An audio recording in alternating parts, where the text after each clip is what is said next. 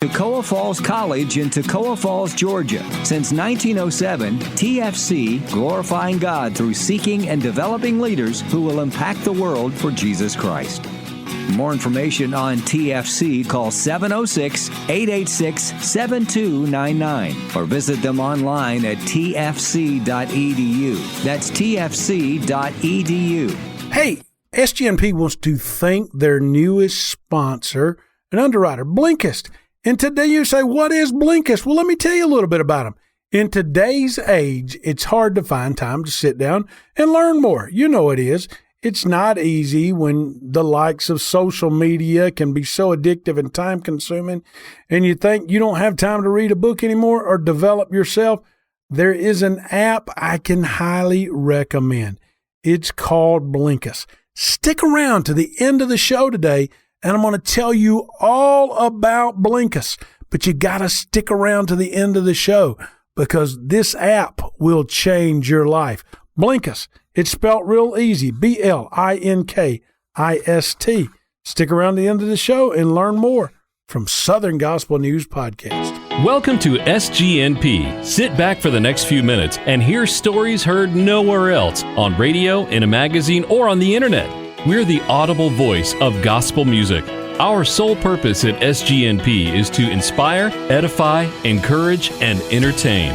Now, here's our host, Darren Sutherland, and his partner, Southern Gospel Music Association President and lead singer for Dolly Parton's own quartet, the Kingdom Heirs, Arthur Rice. What's wrong with living right anyway? And welcome today to SGNP, Southern Gospel News Podcast.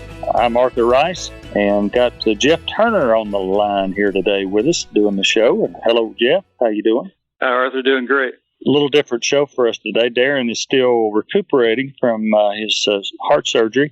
He's doing very well and wanted me to pass along. He appreciates so much the prayers and calls and texts and everything, and he just really appreciates it. He's doing good. He's just not quite up to par yet, and so we're going to give him the day off. And Jeff, we've got a great guest today. It's going to be fun. We've got McCray Dove on with us, and it's going to be fun. I'm on the line. There he is. How about that? That was quick. Yeah. How you doing, pal? Doing great. I pray all of y'all are. Doing good. Well, thanks for being with us today. We appreciate it. An honor to be on the program. Well, we're just gonna talk about what's going on with McCray and what's going on with the Dove brothers, and you've had an exciting career so far. So that's folks want to hear about it. Well, I actually started singing it like everybody. I started singing in church 4 or 5 years old, and I went to my first quartet singing. Actually, it was the Hopper Brothers and Connie and the Dixie Melody Boys. And this is back when Kurt Talley was playing bass guitar and singing a few songs with the Hoppers. So a long time ago. And so they came out and sang, and then here come the Dixie Melody Boys with Paul, bass singer, and they were all dressed in red suits. I mean, like fire engine red, man. 3-piece suits, and walked out on the stage, and I was sitting on the front row, and they hadn't even sang a note, and people stood up and gave them a standing ovation, and they started singing, and I got hooked on it, and joined a quartet, a man by the name of Gerald Milligan, who had the Serenaders back in the 50s and 60s of what they call the glory days of quartet singing, and he was back during those days with the Statesmen, the Blackwoods, and the Fevers, and so on. So I joined his quartet when I was 13. Voice hadn't changed yet, so I was singing tenor. Then all of a sudden, about between 14 and 15, my voice started dropping. There wasn't nothing I could do about it, and at first I thought, oh, man, my career is over. And it's over before it even started. yeah, I said, oh, man. And so Joe looked at me, and he said, no, son, he said, because he was playing piano and singing lead, he said, we'll just get us another tenor, put you singing lead, now to put me where I can concentrate totally on the piano. So I did that. Got a phone call from Ed O'Neill, and looking for a lead singer. So I went and auditioned with him, and 17 years old. I graduated in June of that year, and August the 1st, I climbed on his bus and stayed on it for 11 years. That's the first time I met you there. I guess, 87. I was with King. 87. And we We sang quite a bit with you guys there for a while. We sure did. We did Seminole, and we would do Westminster, Maryland together. I think at that time they were still having the all-night sing. Yeah. We worked several of those. We worked those together, yeah. And those were fun times. I know you were exciting, man, and it was good. This is funny, man. My first weekend with the Dixie Miller Boys, we sang at Watermelon Park, and man, it was on there with the Masters 5. Man, there it was, because that was the style that when I sang with Gerald Milligan, that was it. I mean, that was that kind of arrangements and so on. So, man, Jake Hess, James Blackwood, and Hosey Lister, and J.D. And man, I was pumped up, man. I mean, and so we come out there and we sang, and crowd, big response. But after it was over with, we went right down the road. That means he said, "Hey, Mac," and the only way he can do it, he said, "Mac, glad to have you in the group. I think it's going to work out real well. But I tell you what, if you'll just back off about 50%, I think we'll have it." And because I was going at it, man. I mean, I didn't. Wide open time that bell rang. I was wide open, and I learned a lot from it. I learned a lot of surviving. When things come up, and that was one thing he was great at. Don't let changes scare you. And so I went through those, but had opportunity to sing with my brother, and there was a sound, and I'm a real big fan of that 50-60 type harmony. Arrangements, those 6 notes and 7 notes. And I just felt like if you could put together a young group and the image as well, I just thought it would work. And so I knew I would never know if it would work or not unless I just stepped out. So I had the opportunity. I knew my brother could sing in parts as high or low, sing baritone 1 minute, sing a lead note if needed. And so that was a hard decision because I've been with Ed so long. And I told Ed what I wanted to do. And I said, Ed, I'll stay with you 5 years. Ed just bought a new bus, and you know how that is. Yeah. You hate to have a chance. And I said, Ed, I'll stay 5 years. And I'll stay with you, pay the bus off. And I stayed about a year, and Ed came to me, and he said, Mac, he said, I know this is what you love. And he said, I know you got ideas. And he said, I've been there. He said, I'm not telling you to leave, but I think if you're going to put it together, now's the time. And so so I stayed a few more months until he found somebody. And so then we started. I knew Berman sang, my brother. We looked for a tenor. And the original idea was we thought we'd start out with Jerry Martin. But he had opportunity to go over to Kingsman. We wasn't sure what was going to take place. He said, nah, man, you got an opportunity. I've been there. I know. I said, that's what you want to do. So he went to Kingsman. Things started coming together a little quicker than we thought it would. And so I tried out John Paul. And, man, he just fit perfectly what we were trying to achieve. Because I'll just be dead honest with you. The group that we were patterning ourselves by was one group, and that was Hovey Lister Statesman. I was in conversation with Hovey. I picked his brain, just different things that they did, the way they done it. And their number one thing he told me was practice, practice, practice. So for a solid year, we would practice every Friday, Saturday, or Saturday and a Sunday afternoon, but we would practice 8 hours a day. Sometimes it would be just 2 songs. And so we wanted to get the sound as tight as possible. And so we recorded the first record, and then we did what I really wanted to do on our own, which was the Getaway Jordan album. So I called Hovey and I said, do you mind if we recorded Getaway Jordan? He said, no, I don't mind. He said, I'll just say this. He said, would you do me a favor? And I said, yeah. He said, if you do record it, it goes well with you for 1 year, at least let them know where you got the arrangement from. I said, you got a deal? And he said, no, I'll give you some advice. He said, Getaway Jordan's a hard song to sing sometimes vocally. Only thing I can tell you, don't let up and don't let on. And so I took that advice, and it was amazing sitting with him and Jake and just picking their brain and trying to use it because that's what we wanted to do. we had no idea that. I mean, people ask me now, and I said, "Man, how'd y'all get to a certain level so fast?" Man, I can't tell you. I mean, it happened. I mean, there was no formula. I guess the right timing, or people were, ready to see that. So anyway, and we did it we've been going now. I had the new Dove brothers, was with me and Tony. My brother came off the road with his back, and he was really struggling with that. And so I tried a little band thing because the sound, I didn't have the singers. Not that they couldn't sing, it was just the magic wasn't there. That they didn't have the knowledge of what we were trying to accomplish. So I had to change. And so it was still pretty good when Martin came, because when John came out, moved to Tennessee, then Jerry was ready to and his wife at that time to move back to Bladenboro. So it just kind of worked, and that worked fine, but we had to switch a little bit. We had to go from the Rosie era and try to accomplish the Denver Crumpler, Cat Freeman era. So we went in the studio and did an album with Mosey Lister and let him pick all the songs and arrange all the songs. And I learned more about arranging in 3 days with him. Was a highlight of my career. Just to sit and watch him work, man, he was amazing, man. He could just write. It was funny, though. First day, he comes out and he sets all the arrangements. First song, we'll do this first. He sets the arrangement out on the stands. My brother looks over at me. I could read some, and David Hester, who was singing bass to Burmer's Place at that time.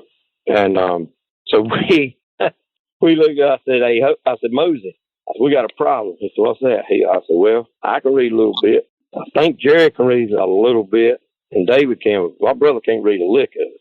He said, yeah, that makes things a little different. He said, I promise you in 3 days, y'all be able to read stuff. And sure enough, man, by the third day, you could throw it out there and everybody pretty much you could go. So it was an honor to do that with him. And that was a great album. That was a great album. As far as vocally and arrangement-wise, best album we ever recorded.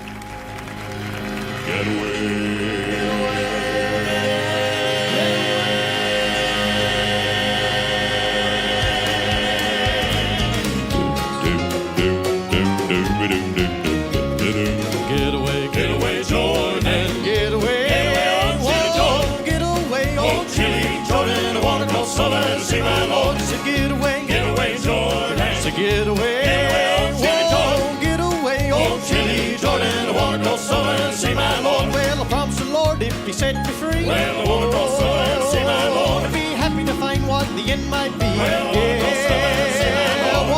One day I was walking alone. Well, I wanna cross over and see my Lord. I heard a voice, but a whole no one. Well, I wanna cross over and see my Lord. Well, the voice I heard sounded oh so sweet. Well, I wanna cross over and see my Lord. Came down from the head to the sole of my feet. Well, I wanna cross over and see my Lord. So get away, Jordan. So get away, whoa, get away, old Chili Jordan. I wanna cross over and see my Lord. Well, one of these mornings and it won't be long. Well, I wanna cross over and see my Lord. You're gonna look for me, child, but I'll be gone. Well, I wanna cross over and see my Lord. Just a few more rides and set another sun. Well, I wanna cross over and see my Lord. My battle be done and my victory's won. Well,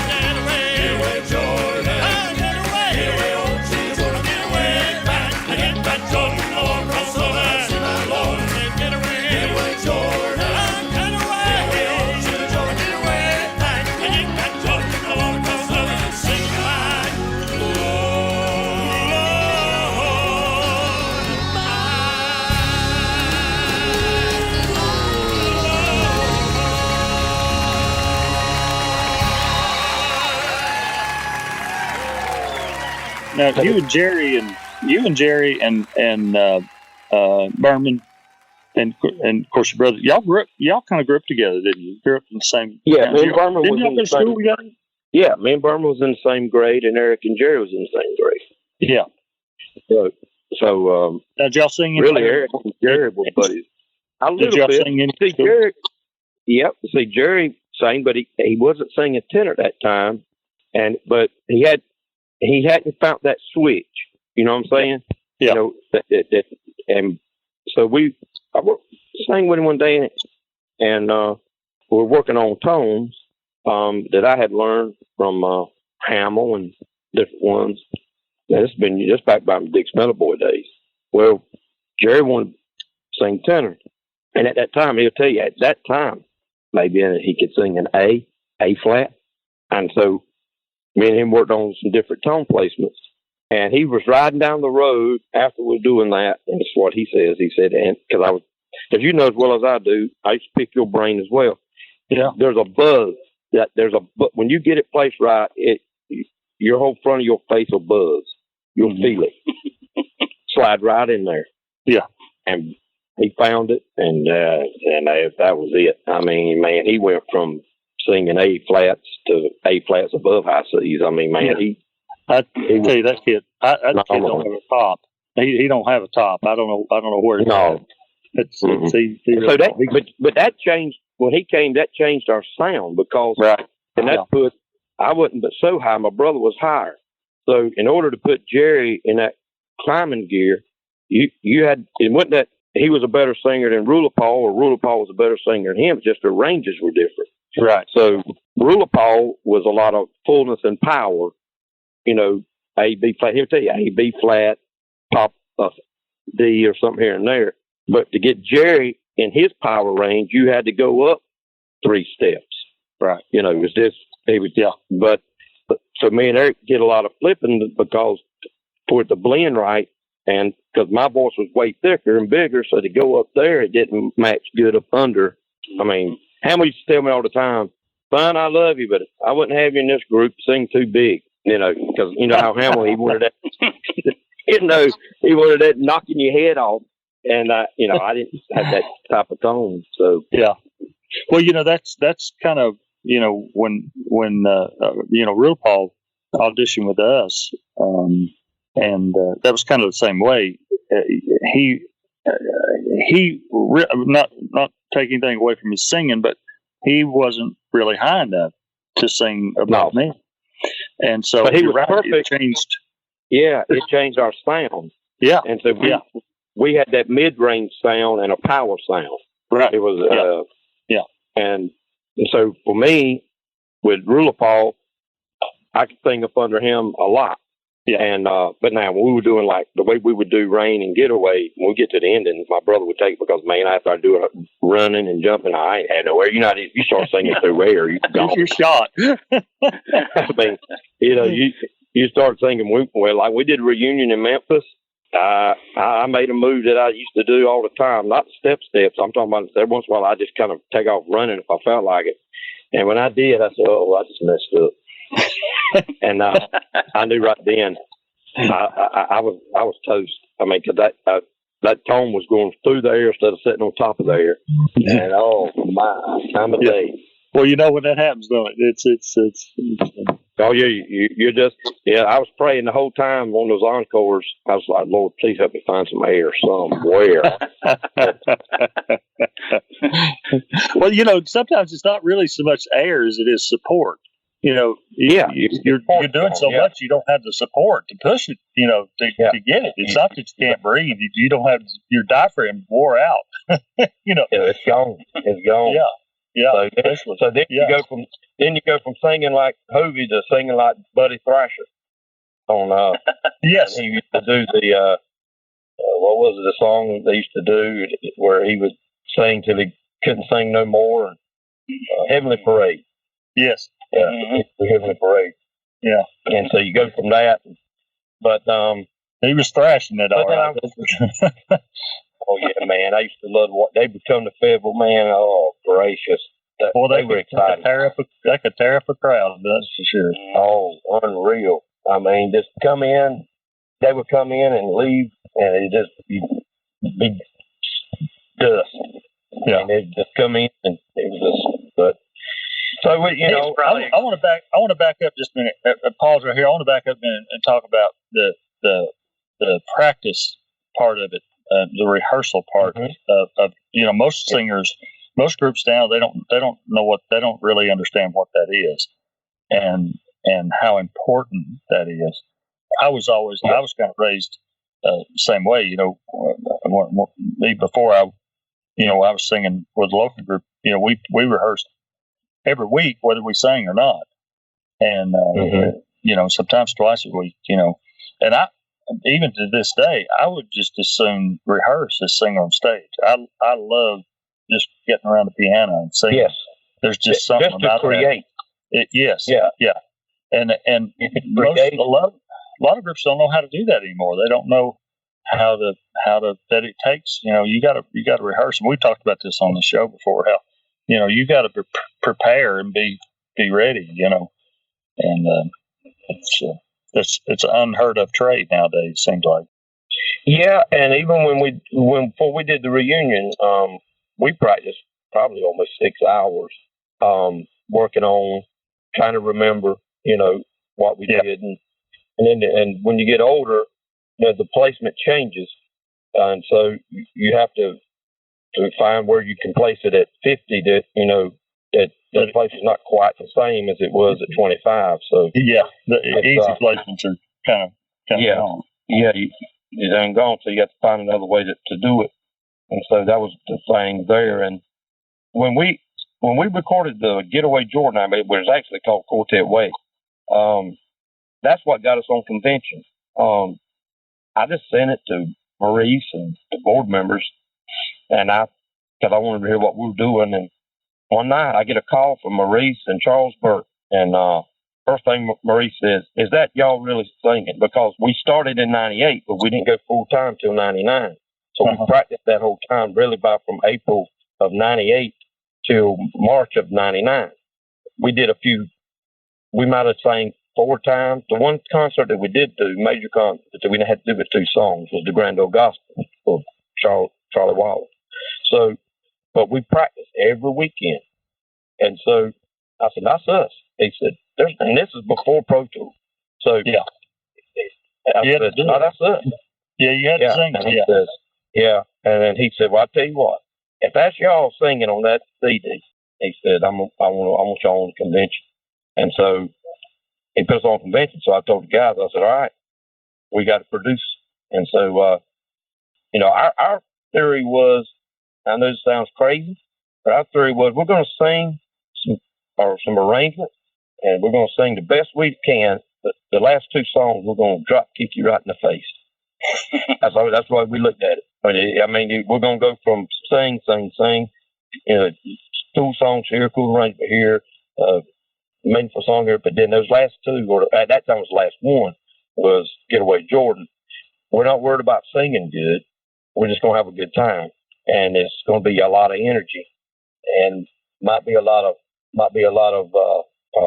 encores. So so that's how that came about. And then next thing we knew, the concert at the Grand Old Gospel is what got us really kick-started. Charles Waller just took me at my word. This is what we were going to be, and that was the style, and it fit perfect in there. So we came out, we sang He'll Never Let Me Down and Give Me a Man That Can Cry. Both songs was from the Statesman album. One was during the Jake era, and then the other one was during the Jack Tony era.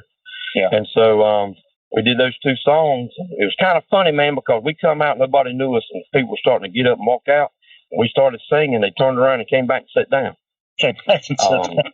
Yeah, they did. That was hilarious, man. Hey, we got to pay some bills, so let's take a little break right here, and we'll be right back with McCray Dove. Hi, this is Toranda, and you're listening to SGNP. Darren Sutherland here once again with you, and got to take a little short break and talk about one of our companies that make SGNP possible, MyPillow. And Arthur, rumor has it they were supposed to mail you some of their new premium sheets, and they're great sheets.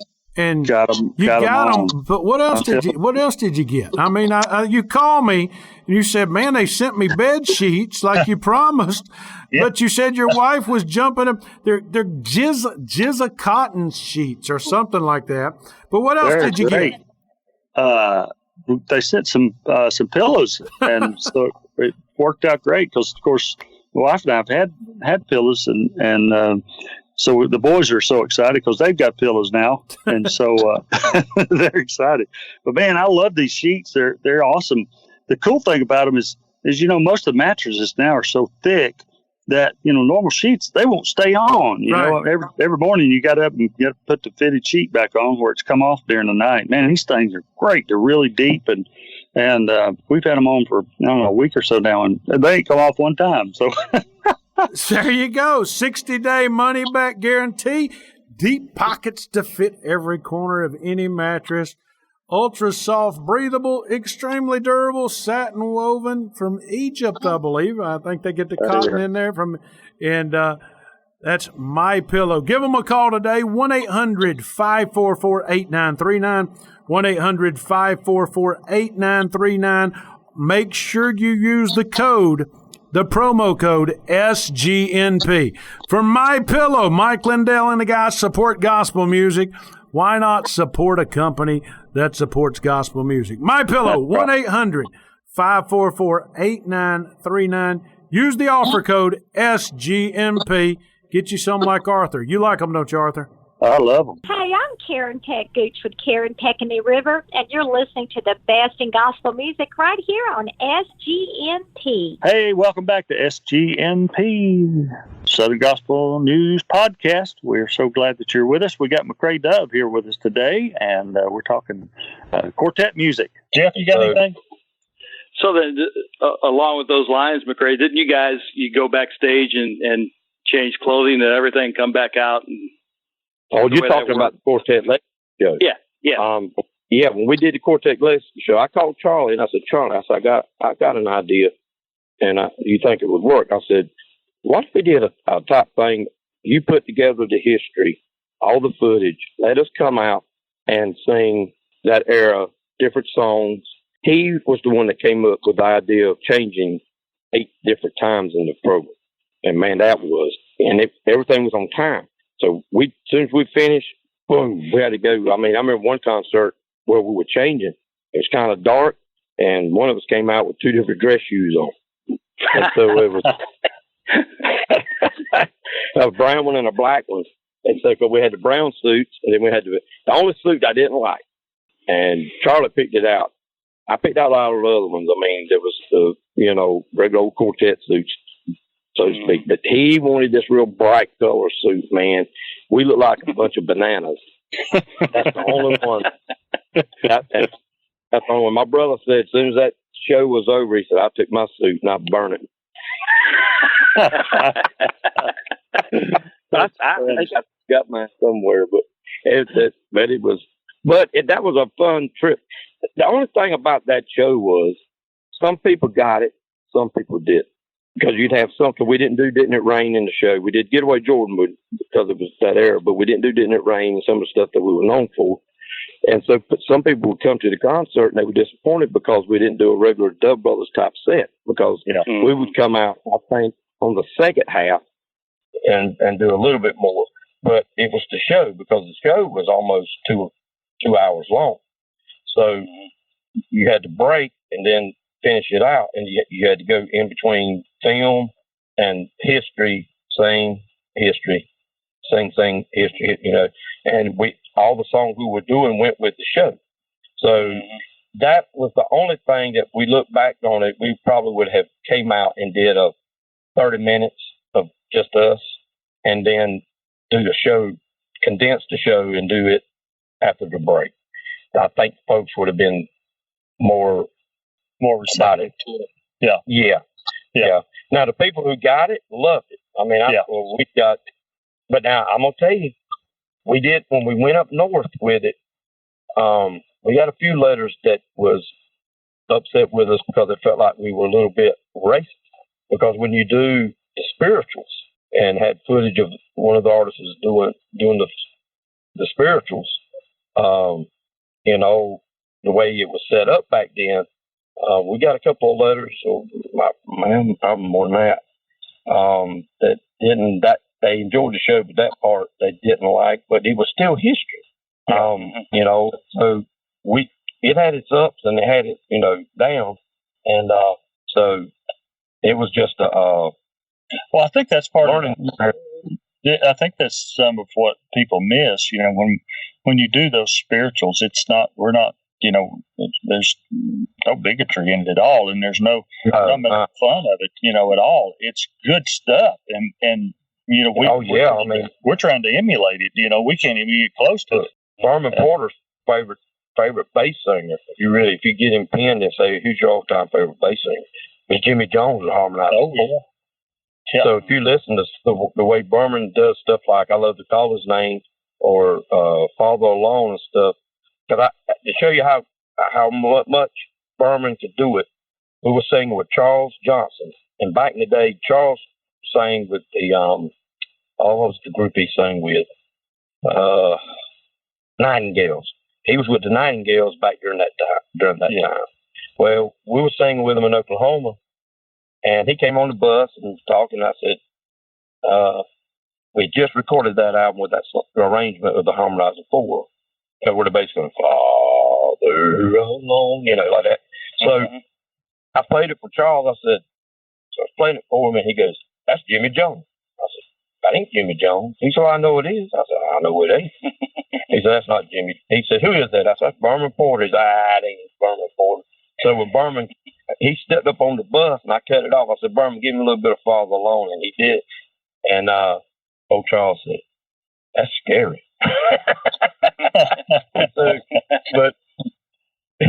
So it was. We took a lot after that. I mean, we listened to Harmonizer 4, the Hummingbirds, and different things. Yeah. We even took a arrangement that Statesman did with Doris Akers when I get to heaven. Yeah. And so that's where my heart was. When we changed the style, that hurt us. I'll be the first to say, but we did. I go back to, we didn't have the vocals to pull off that. They didn't understand it. They didn't understand what you're trying to do, what you're trying to accomplish. So the ones I brought in to fill in, take Eric's place and take Jerry's place and different things, it didn't quite have that. And then that's not what they wanted to see us do. When we were invited to Memphis, I said, "Well, this is going to answer a couple of questions for me." And one is, I keep hearing from record companies and PR people and all this that style of music is over. I say, okay, this is going to answer two questions for me. Was the original Dove Brothers as popular as we thought we were? And is there an audience that still will accept our brand and our way of performing, which is different? Mm-hmm. And so the two answers that I got was yes. That there's still a market there that wants to hear it and are pretty much dying for it. I mean, that's what we got the whole time. I mean, when you sell out a product in less than 20 minutes, I mean, somebody's wanting it. George Johnson used to tell me all the time. He says, "Son," he says, if they like it and they want it, they'll buy it. You know, so that was the answer I got from Memphis. And so after that, we decided, we'll do some selective dates. And because I pastor a little church and got a roofing business, and so Richard, he's a worship leader at his church, plus he's with the hospital, and everybody's got their own thing. 3 live here in North Carolina, but I live 2.5 hours from my brother. Richard lives another 2 hours from me, so we kind of spread out. So there's not so many dates we can do a year. So, but after Memphis, the phone started ringing, and so this year we'll do convention this year on Monday night, and then we got to be in Oklahoma for Labor Day weekend, and Fort Worth, Texas, and Fort Worth is that's Quartet country. Fort Worth Quartet country in that era. So if I'm not mistaken, the Statesman and the Blackwood still hold the record. Will Rogers Auditorium, they filled that one in the arena. So, I mean, I think I'm correct on that. So you guys were quite the buzz at the Memphis Quartet show, that's for sure. We had fun, man. And we just asked the Lord to bless our efforts, and we said, let's sing like it's our last time we're ever going to get to sing again. And we just had a lot of fun. And so I still enjoyed it. We got a lot of talent in gospel music today. A lot of young talent, and they all got their ideas and their styles. I just don't want to see. I don't mind the new styles coming in, but I don't want to see our style brand just go away and be pushed in. Yeah, and sometimes I think sometimes we talk ourselves into that by saying, yes, well, people won't like it. Well, you don't know that they don't like it until you try it. And Glenn Payne to say nobody gonna like it but the people. Right. I mean, we do it all 5 days a week, and people that don't normally come to the majority of our crowd they don't normally come to gospel concerts and that sort of thing, but they sure love it. And and that's why we've stuck with it all these years. I just I said years ago, I'm not going to change. It's what I do, and I'm going to do it till nobody wants to listen to it. Well, Arthur, you guys are still making recordings of the older songs today, and I'm sure they're doing great. Yeah, and we need new songs. Ain't no doubt about that. But I'm telling you, man, those older songs are just something. They just got a feel to them, and the lyrics that are just it's just a different thing. And when they're saying at the right time, and it seems like that they work, and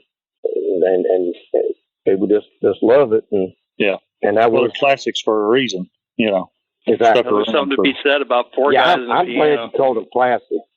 I've never liked it when they would call them old songs.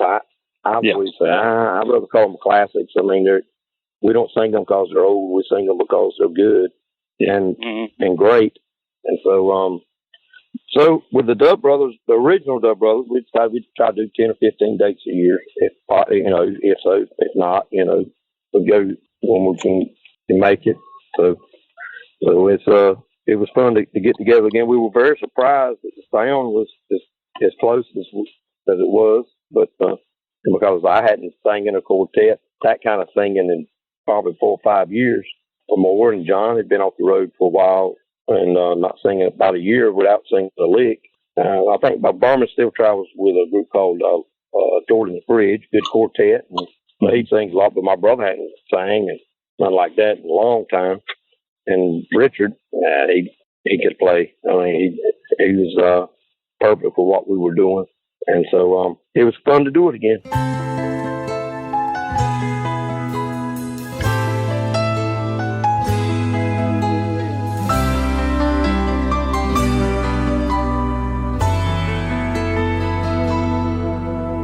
You say I'm not able, I'm too young or I'm too old, and I can't sing or teach, and no title do I hold. Lord, what can I do?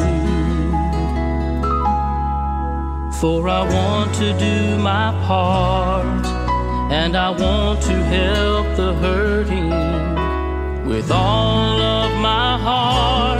I can pray until the walls come down, till there's healing all around.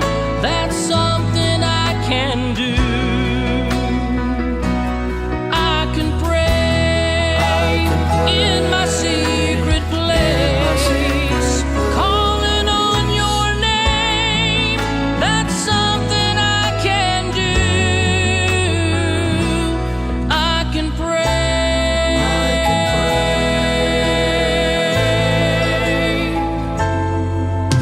My family shows no interest. My child has gone so far. Though I try my best to reach them, their hearts just seem so hard. Lord, what can I do to help bring them back to you? families lost and dying, and my words do not get through, but I can pray until the walls come down, till there's healing all around. That's something I can do,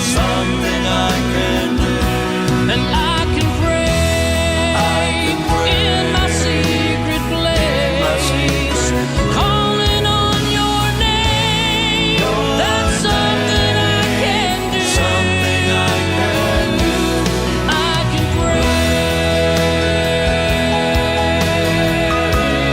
You may not be a preacher, you may not be a Sunday school teacher, you may not be able to sing, but friend, there's something that we all can do. You can pray in your secret place, calling on His name. That's something you can do. You can pray. I can pray. We can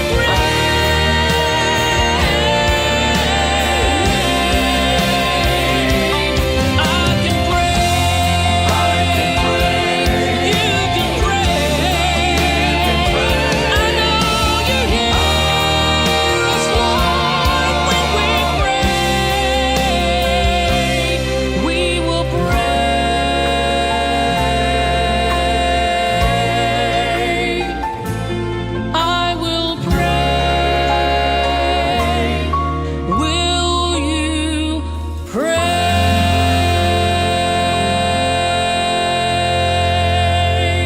Jeff, you got anything else? I just want to ask McCray, how long did that legacy tour last? We did it a year. A year. We did it a year, and it cost a little bit to do, so it kind of stopped. Some places, couldn't afford to come in. I mean, it was because you had the big screens and you had all this, we had a lot tied in it. And so, but it was, Charles Waller's the best at that, putting film together and I mean, it was just, if you wanted to know about that era and the interviews he did with Arthur Smith and Kenny Gates and, Sunshine Boys and different ones, Bill Shaw. I mean, you really got an idea of how they did it and what they went through to do it, So, yeah, it's, they paid the price, paved the way, and that's when I go back to, I hate to see that sound and that style and that presentation. That's a different thing. Our deal, it's a different, the piano for us is just as important as any vocal. So we've got to have the piano player to do what we do and how we do it. If you take the piano away, because originally they were like, "Can we get y'all for singing?" And we said, "Well, we're not going to come without Richard because we can't do. You won't be original. We can't do what we did without Richard." And so, when it was over with, they come and said, "Man, I'm sure I'm glad y'all balked on that deal because, man, you're right." Because we had that long grand piano sitting there, dressed alike. I mean, it was just that look and arrangement. It just fit, and nobody had to turn around and mash a button to play the next song, or we were able to focus totally on the audience. You didn't have 5 water bottles lined up around there, and yeah. There's a freedom in that.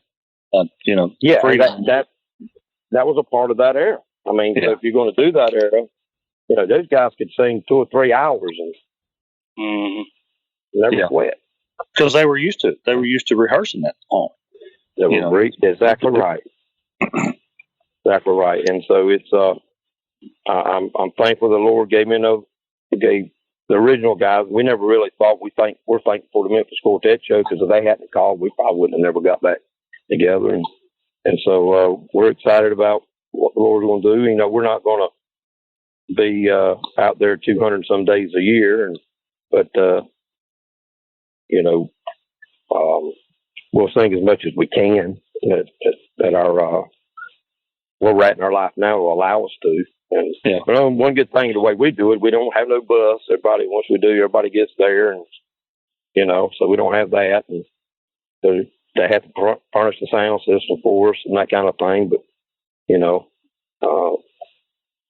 so they can do a few things that we need them to do because we don't, be foolish for us to sing 15 times a year and sitting out there rocking, so I mean, it's, so everybody can, they know when they got to be there and it's, however they want to get there, if they want to fly, it's their business. So however we want to do it. That's good. Have y'all recorded anything new?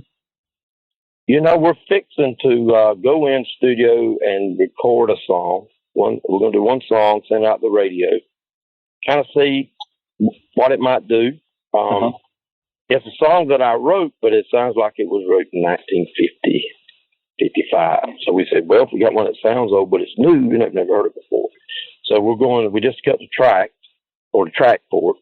And so now we're getting ready to rehearse and then go in and it'll be an arrangement. I mean, it's not your bop, bop, bop, bop, bop. I mean, it's not that. It comes out the gate on a 6. I mean, right at the gate. I mean, and it cranks. But it'll feature Berman, and it'll be in the style of Chief rhythm. And so on the verses. So and then the tenor, the tenor will grab the melody, and we'll write. We'll go to town on our buggy. So I know people will be excited about that. And if we do that and we feel like it creates demand, we then got our song selections for an album, but there'll be all other than that song. There'll be all songs that we brought back, some different things that we wanted to do. I've got an arrangement in my brain for a little different on How About Your Heart. That'll be different than the way the Brightwoods did it, but it'll be. I put an arrangement together that I felt like the way the Statesman would have done How About Your Heart. If that makes any sense. Yeah, that'll be interesting. Stuff like that. Yeah, so it'll be a little different, little piano break in between. So I mean it's so we got ideas. We're just taking our time to make sure we put them together and they're done right and they come out good. So tell everybody how they can get in touch with you or buy your old music. I assume they can probably still get some of your old music. Yeah, our best way is on Facebook. We have a Facebook page. Is original. It's called the Original Dove Brothers Quartet on Facebook. They can message us that way, and we can take care of what they're trying to find. Some stuff we can't get because we don't own it anymore. I mean, we didn't own it at that time, like some of the Homeland stuff when we were there, and then some of the Crossroads stuff. They have all that, but I can direct them there, and they can get what they're looking for. But there's still some stuff that we own that we can get for them, no problem. So that, and if they're interested in booking the quartet, and like for us, we only do we can only do like one date, that week, or maybe 1 or 2 dates a month at the most. We can't go through dates because just do one date, we have to take off 2 to 3 days from our jobs and things. Right. And then I have to be back on Sunday, and so does Richard. So that's why we said selective and limited dates. So, but if we can work it out, we'll do it. Great, wonderful. McCray, it's been great having you on the program. Thank you so much for coming and being with us. And it's been thank you. It's an honor to be a part of it. And I've always been a big fan of you and your work. And so I remember back in the days when you were refurbishing bass guitars. And yeah. I remember those days. I don't know if they still do that or not, but that's how far back I go. So. Yeah, that was a long time ago. Yeah. Yep. Well, man, thank you again for being on here. And I'm glad you guys are singing again. And I was excited to hear that y'all were at Memphis, and I was hoping that might lead to at least some limited dates out there for you guys. And 2 weeks later, Clark called me and would we sing on Monday night? So we got everything worked out, and so that wasn't too bad for Berman and John because they live right there. So we got to work out. We'll be on that first Monday night of it. So man, I sort of appreciate it. Love y'all, and I'm going to get back to roofing. Thanks, pal. Appreciate you. Thanks, Mac. Talk to you later.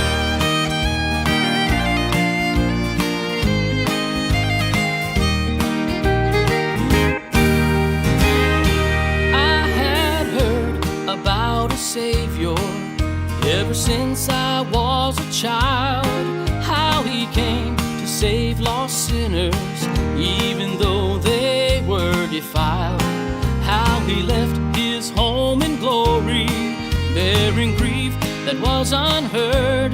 It was such a wondrous story, I believed it every word, and now my soul has been set free, since the Savior lifted me, when he gained the victory on the cross of Calvary. He has satisfied my soul, and his blood has made me whole. I've been saved and sanctified all the days of my life.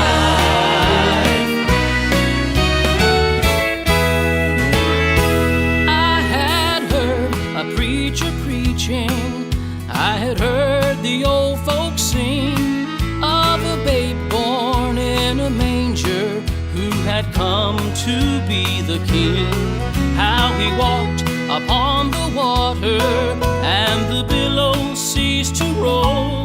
But I really came to know him when he came into my soul, and now my soul has been set free, since the Savior lifted me, when he gained the victory on the cross of Calvary. He has satisfied my soul, and his blood has made me whole. I've been saved and sanctified all the days of my life, and he has satisfied my soul, and his blood has made me whole. I've been saved and sanctified all the days of my life.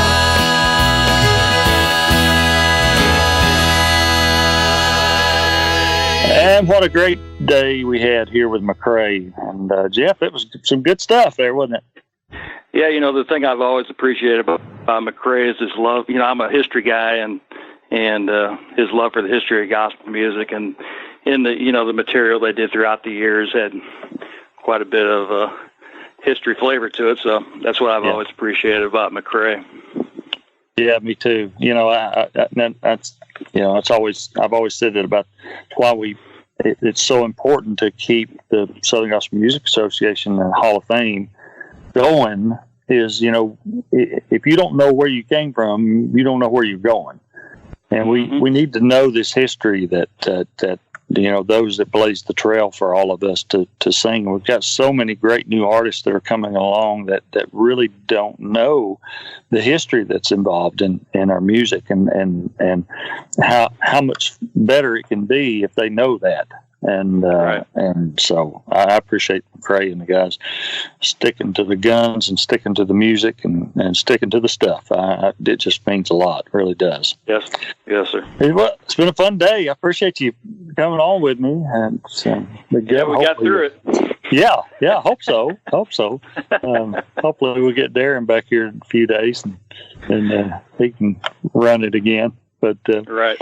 It's been fun. I hope you all have enjoyed it. And again, keep Darren in your prayers and for a speedy recovery. And hopefully he'll be back on here in a week or so. And we'll just keep plugging along. And hey, Darren always asks the main question every week. He said, "What's wrong with living right, anyways?"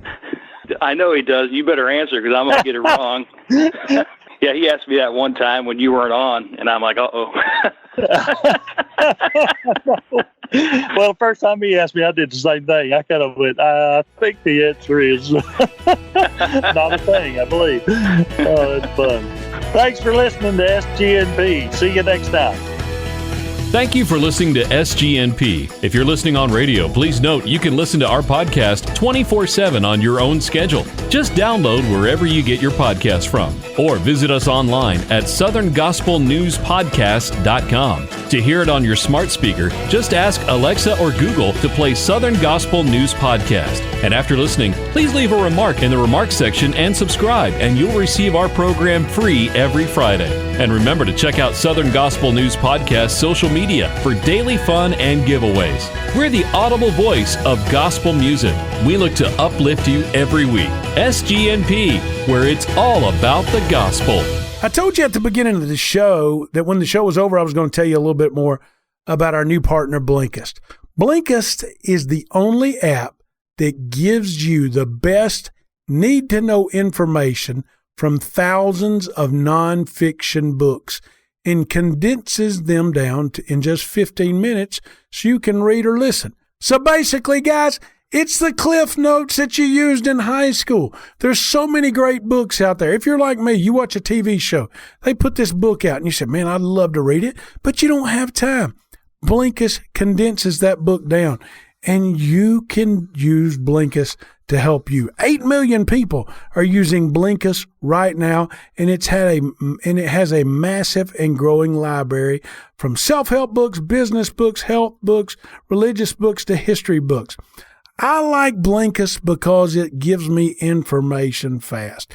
I use Blinkist when I'm driving my truck down the road, and I can hear it through my app on my phone. And I recommend you check Blinkist out. Right now, for a limited time, Blinkist has a special offer just for our Southern Gospel News Podcast listeners. Go to Blinkist.com/Southern Gospel News Podcast to start your 7-day free trial. That's right, free of charge, no money. Go to Blinkist, BLINKIST/Southern Gospel News Podcast.com and start your 7-day trial. It's that simple. And hey, tell your friends about it, tell your neighbors about it, because a lot of you like to read. I read Bill Gaithers' biography by Ken Abrams through Blinkist. Then it had me go back and get the whole book and read the whole thing. It's a great little thing. Blinkist, thanks for sponsoring SGNP, and thanks for using Blinkist.